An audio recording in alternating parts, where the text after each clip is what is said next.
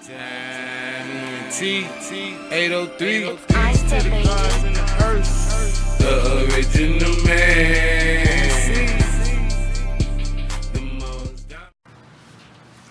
Your peace. What up, world? This your God, Divine Universal, and this is the truth.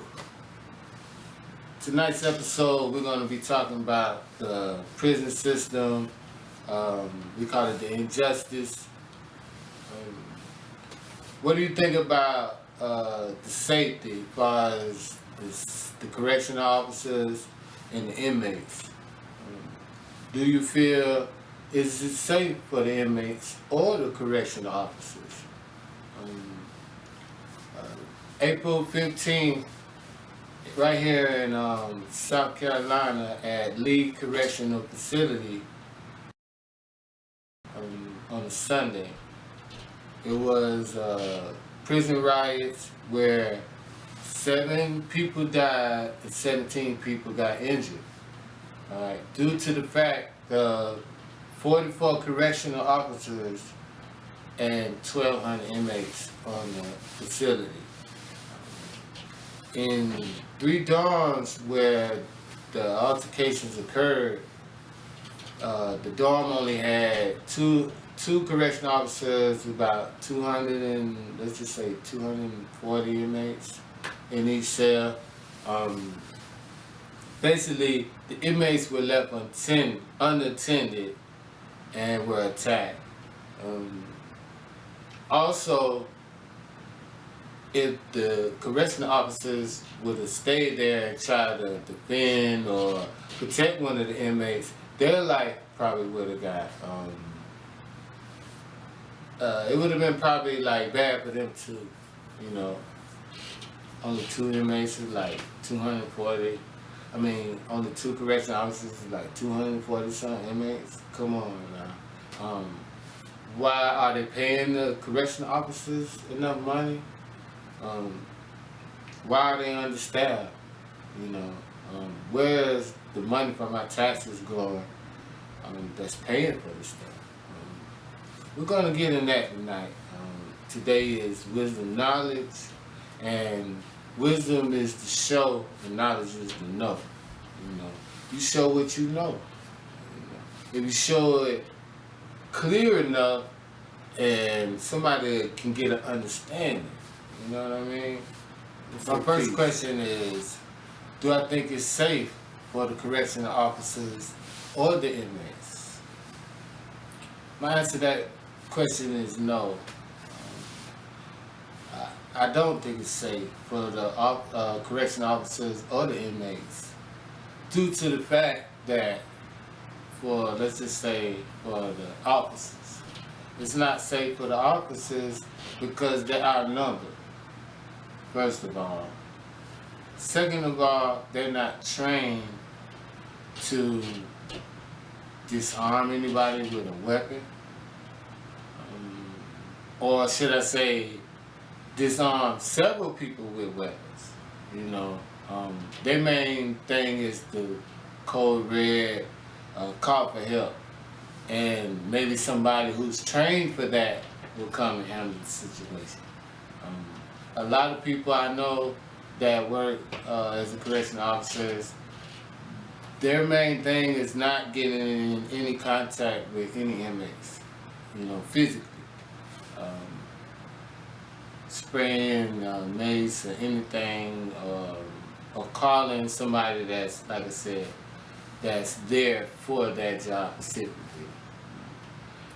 It's definitely not safe for inmates.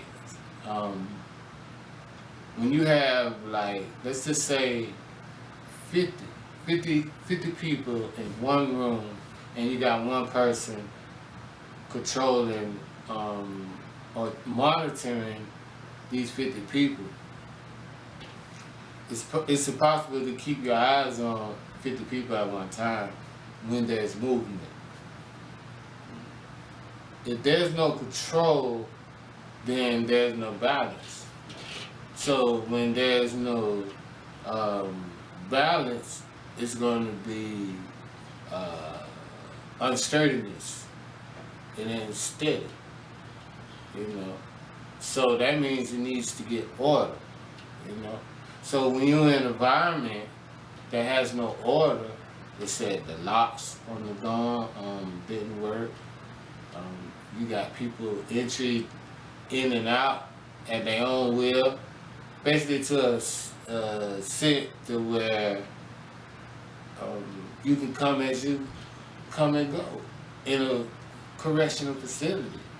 You know, so it's definitely not safe for an inmate. Who's going to protect the inmate? Everybody's not violent. Everybody's not solidified to handle those type situations. You know, you got to think this is prison, and let me say this too. My views is just how I feel about certain things. I don't condone inmates having it good for a crime, you know. I don't feel that that it shouldn't be any favoritism or anything to the point to where the person doesn't learn from their mistakes, because everybody makes mistakes. And I won't hold nobody accountable for making one mistake, you know. So it's definitely not safe. Please. What do you think about people who lose their life while serving a sentence? You know, I think that's is really terrible situation for somebody that's serving their debt to society for a mistake that they made and end up losing their life. You know, I could see like, because somebody lost their life for CDV, first degree, you know. It wasn't murder, you know. It wasn't until a level where it's an eye for an eye and a tooth for a tooth, you know. A CDV, I mean, he only had 8 years, so he was going home, you know. And peace and power to those families that lost one of these loved ones, you know, and the ones that got injured, you know. Peace and power, you know, and keep pushing. And I would like for this to be a wake-up call to all my brothers out there that's, you know, really trying to find themselves or really trying to find peace within themselves and don't really know which way to go. And, you know, some people get love from their surroundings. Some people get love from things they glorify or people they see doing good in their eyesight, you know. And a lot of times a person that's in that let's just say a person who's caught up in themselves, they don't have time out to see, you know, somebody else's vision or what somebody else is going through. So that person will try to emulate and copy that person, not knowing how that person got to that status, and do dumb stuff to end up in another status, you know, behind bars, in jail, you know, because we learn from our experiences and our choices.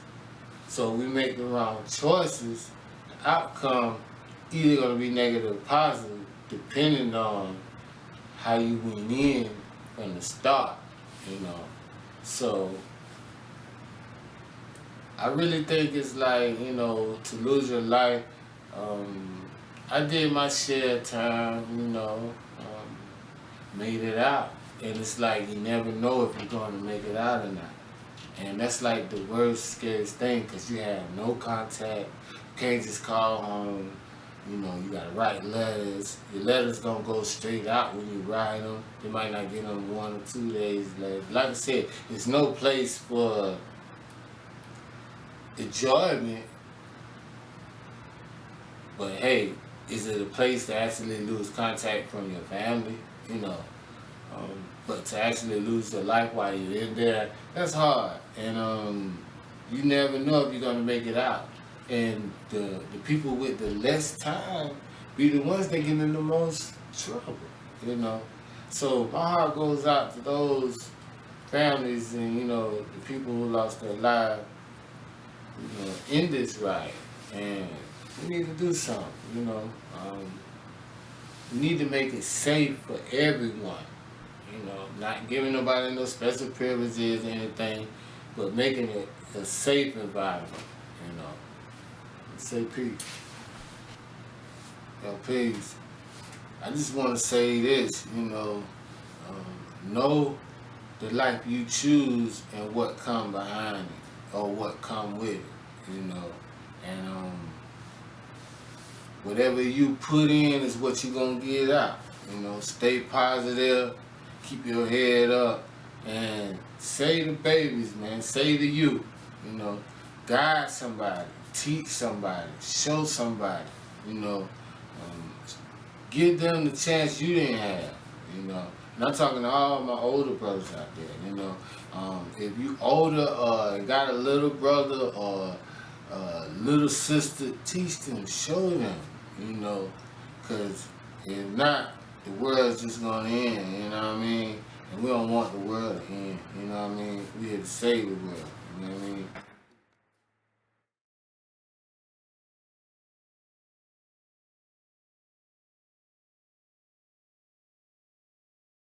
Hardtime, E.N.T, 803, peace to the gods and the earth. The original man.